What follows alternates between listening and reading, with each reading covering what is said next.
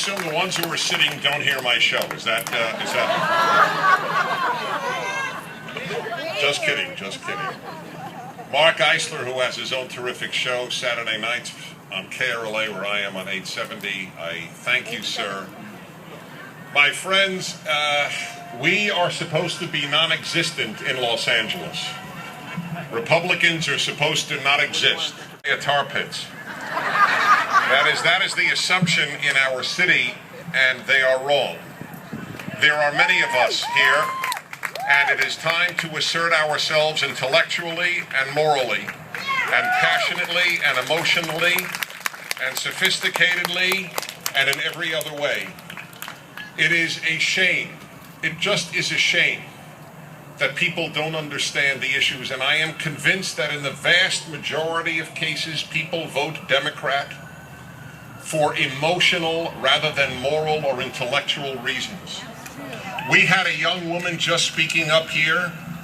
It is, I tell you, when the president goes from campus to campus, as if it is a given that young people will vote for him, I don't know of a more dishonest appeal than the Democratic Party's appeal to young Americans.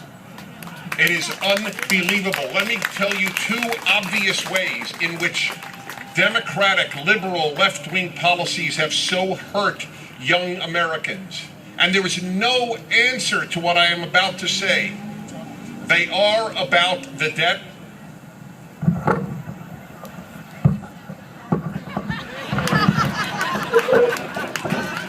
I'm too tall, apparently. Okay, very good. Did you hear what I said before? Okay. Let me give you the two ways. The dishonesty of I don't know how you go to a young American and look him or her in the face as a Democrat and say, vote for my party. I really don't. It takes chutzpah. It takes just such chutzpah. We are saddling you with the debt of the most narcissistic generation in American history. Vote for us. Isn't that, it's astonishing. I watch it and I both laugh and cry.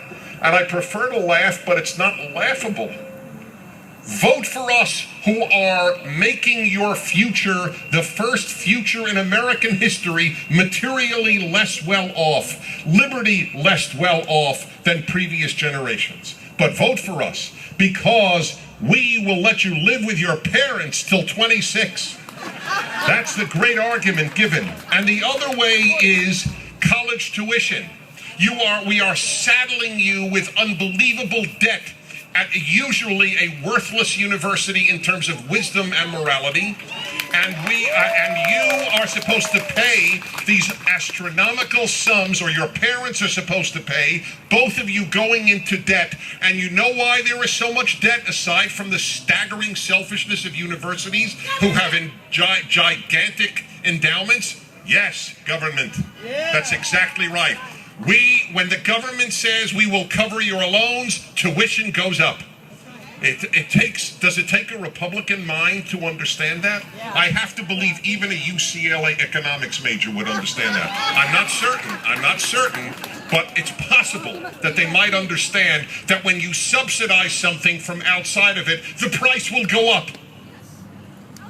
The chutzpah, the gall, the arrogance, the dishonesty at the heart of appealing to young Americans is only matched by the dishonesty and the chutzpah and the gall and the arrogance of appealing to blacks for their vote.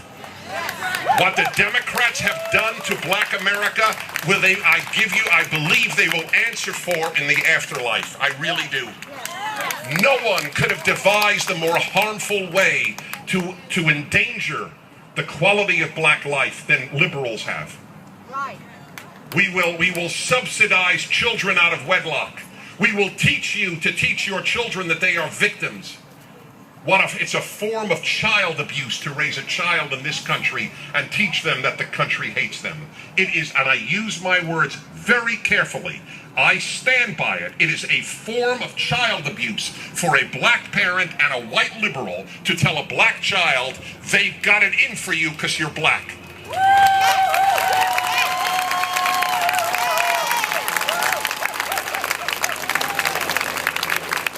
But you see, the Democrats Democrats cannot win unless that lie, and I consider the lie to be the L word. I believe that lie is up there with N word and F word and all other words, because it's the worst thing you could say about somebody. I'd rather be cursed than be said that I lied. There is nothing lower than lying, nothing. And it is a lie that this is a racist society. This is the least racist society in human history. The fact of the matter is, nobody gives a damn if you're black or white. The only people who do are liberals. They're the ones. They are race intoxicated. Here's the irony. Conservatives don't give a damn if you're black. That's right, we don't. I'll never forget when somebody I debated once said, "We honor race." You honor race? Please, there's one thing I have to say. Please don't tell a Jew who has grown up in the shadow of the Holocaust that you honor race. The last time my people heard about honoring race, a lot of evil happened. I don't honor race. I honor character. And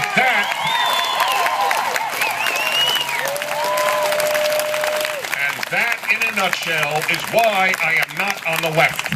The left doesn't give a damn about character. There are wonderful people on the left, don't get me wrong. There are. This is not an insult about every human who votes left. They know not what they do, to cite another religious tradition.